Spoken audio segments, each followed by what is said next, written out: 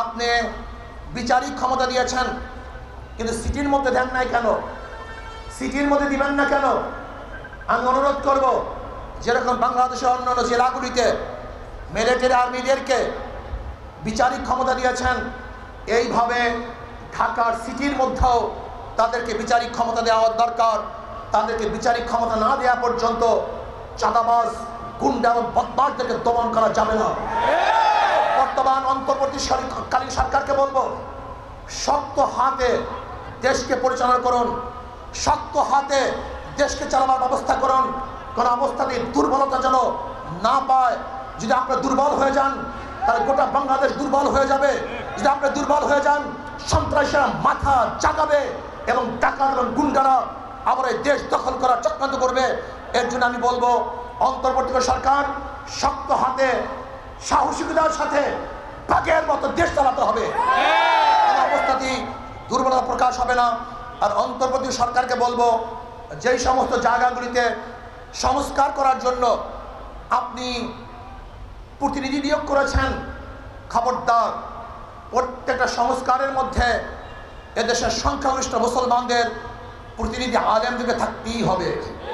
অবশ্যই আলেমদেরকে রাখতে হবে। আপনি সংবিধান সংস্কার করার জন্য যেই ব্যক্তিকে নিয়োগ দিয়েছেন, জানি না প্রথম যার নাম আসছে তাকে পরিবর্তন করার পরে আরেকজনকে কেন দিয়েছেন? তিনি আমেরিকাতে থাকেন, আমেরিকার কৃষ্টি কালচারে বড় হয়েছেন।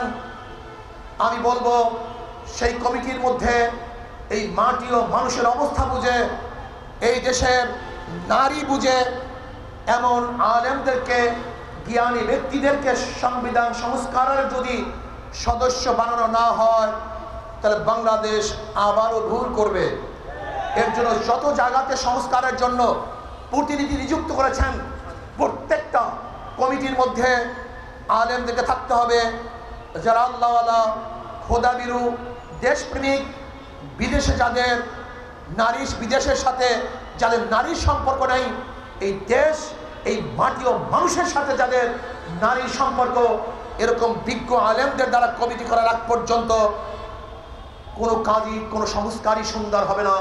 কাজে আসুন, আগামী দেশ ইসলামের দেশ, আগামী দেশ মানবতার দেশ, আগামী দেশ মুক্তিকামী মানুষের দেশ। আজকে আমার মা বোনদেরকে ধর্ষণ করার পরে হত্যা করা হয়, তাহলে আন্দোলন ব্যর্থ হয়েছে। আজকেও যদি ক্ষুধার তাড়নায় মা তার বাচ্চাকে বিক্রি করে দেয়, আমরা আন্দোলন সাকসেস করতে পারি নাই। আজও যদি বাংলাদেশের মানুষ পেটের ক্ষুধার তাড়নায় ডাস্টবিনে কাক এবং কুকুরের সাথে খাদ্যের জন্য লড়াই করে, তাহলে আন্দোলন সাকসেস হয় নাই। আমরা এমন এক বাংলাদেশ দেখতে চাই, যেখানে মিসকিনদের, এতিমদের, বিধবাদের জিম্মা গ্রহণ করবে সরকার। প্রত্যেকটা এতিমের জিম্মা থাকবে সরকারের কাছে, বিধবাদের জিম্মা থাকবে সরকারের কাছে।